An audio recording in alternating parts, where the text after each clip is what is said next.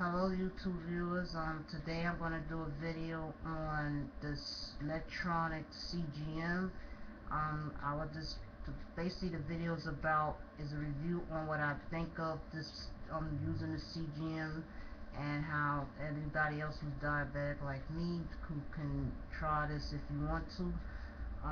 So I'm going to get started. Um, This is the sensor that you use for the CGM. I was told you should insert this in a 40-degree angle, which would be like, it's hard to, because I got this box. I'm not going to already have it in me, but I'm going to show you.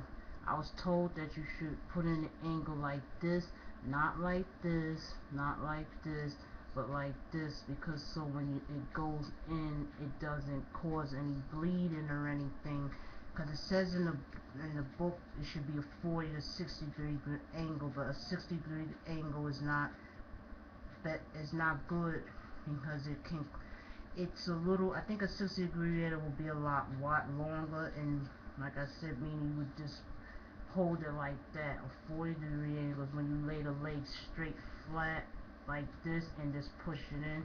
Actually, I thought it was gonna hurt, but it didn't, because I used a silhouette infusion set from my pump, and when I insert that, like, that's in an angle too, but that doesn't hurt. I don't feel nothing. So I just take out the long needle, dispose it, and I'm done. But the same thing with this, you insert it in the 40-degree angle by the leg and just push it in, and it should go in straight. And when you put it in a different angle, it can cause it to hit a vessel or something and cause it to bleed.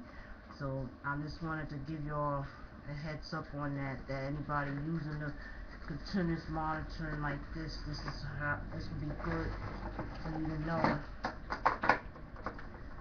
Um, This piece here, is the tester for the sensor. Actually, this test is to see if the transmitter is working. So what you would do is, before you connect your sensor and your transmitter, you would check and put this inside to see if it's flashing.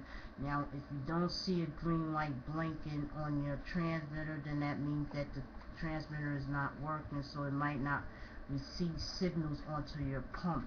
But this, you only use this if you need to. This is not used every time you test it. I only used it today because I'm just starting on my CGM, and my trainer wanted to make sure that my transmitter was working before I inserted it. So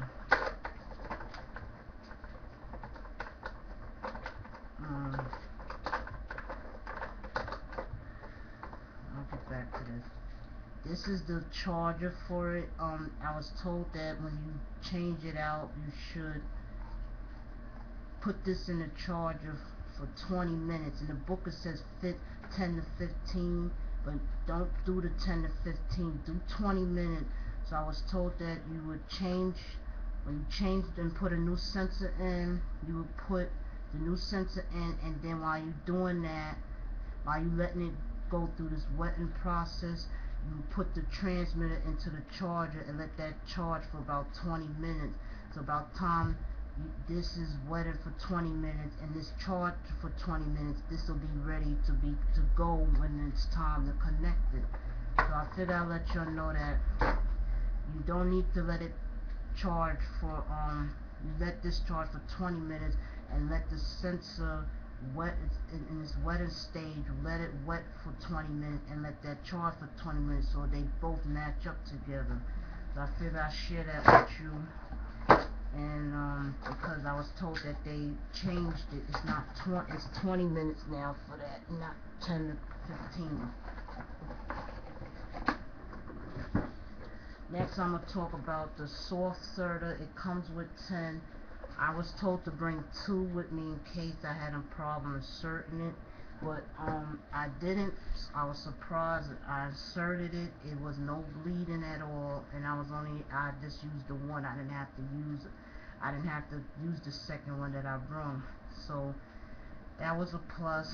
And Also, I want to say that from using this Medtronic continuous glucose monitoring, I give it a thumbs up because I'm using it because I can't predict none of my lows, and I figured that with this it would help me predict when I know when I'm starting to drop, it would pick that up.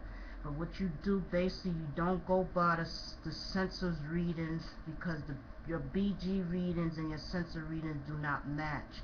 Because I noticed that when first when it first read, it said it was like one. I think the first time it read on my thing, it said it was one something. When I tested it, it was about 80 something. So that's not the same number. It doesn't read the same number that your pump would give you, that your BG reading would say.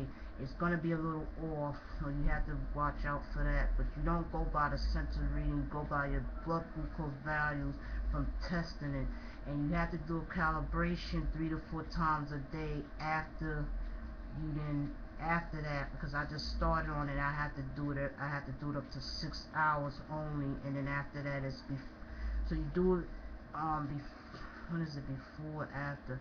I think it's after meals, and I think it's before meals, before bedtime, before insulin, and if you see any up and down arrows, then that's when you would calibrate. But you're likely, if you see one up and down arrow, it means that your blood sugar is starting to drop. But if you see 2 arrows, that means it's starting to drop rapidly. So that means it's going down more.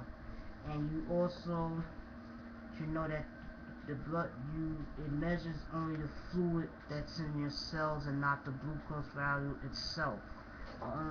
Only your testing it would determine that, so you can't rely on the sensor readings to determine what your blood sugar is. It will tell you, it reads it I think about every 5 minutes, but after that, if you really want to know what your sugar is, you should really test it and find out the exact reading that you get off your meter. But I noticed I just started on it. I had a lot of alerts, but I was told that once you treat the first alert, don't treat it again. You gotta give it time to go up. So I called Medtronic, which is a 24-hour. They was helpful, and they said that all you have to do is treat the first low, and then it'll eventually, if it keeps going off, just escape out of it, and it's going to keep doing that until your sugar starts to rise. Then it won't beep anymore. But I only have the alerts to come on for when it's starting to go low. I don't have it for high, because I know my high. When it's going up, I know when it's going up, but I can't predict any low reading. So I have it set to 80, so when it's starting to drop from there, then I know that I need to do something about that.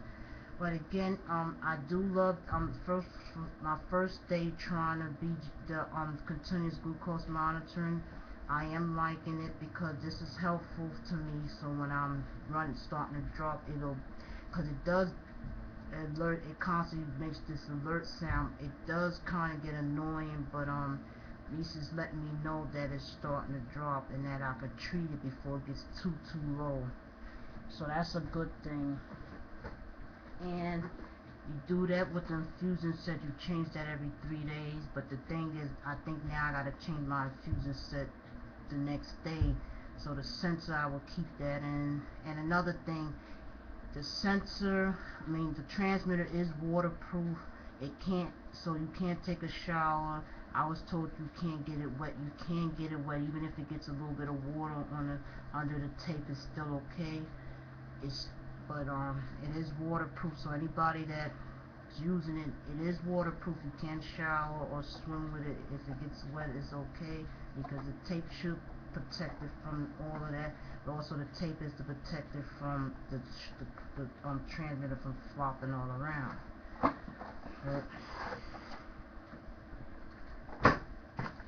here is the tape you would use. It's the IV 3000, and I use 2 tapes because one is to go over the transmitter and one to go over the sensor to keep it in place, also to keep it from getting wet.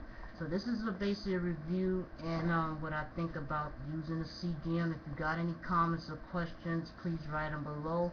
Please comment, rate, subscribe, and if you have any more questions about the electronic glucose monitoring system, you can leave me a question below. I'll be gladly to answer it, but if I don't get back to you right away, it's because I am having problems with my computer, so if I don't get back to you right away, that's why. But again, thank you for watching, and again, please comment, rate, subscribe, and tell me if you like or dislike the video. And I hope anybody out that's out there that's diabetic like me, if you want to, if you can't predict any lows that you're having, a CGM would be good for you. But if the only thing is, it's only if your insurance will pay for it. Now I didn't think my insurance would pay for this, but they did. I was trying to go for the Dexcom, but they wouldn't cover that. But I'm just God. Thank you to God that my insurance paid for this, because I really need it. This is going to help me a lot, and I'll be able to do more things without worrying about my sugar dropping so low like it's been. So again, comment, rate, subscribe, take care, and God bless you all. Bye.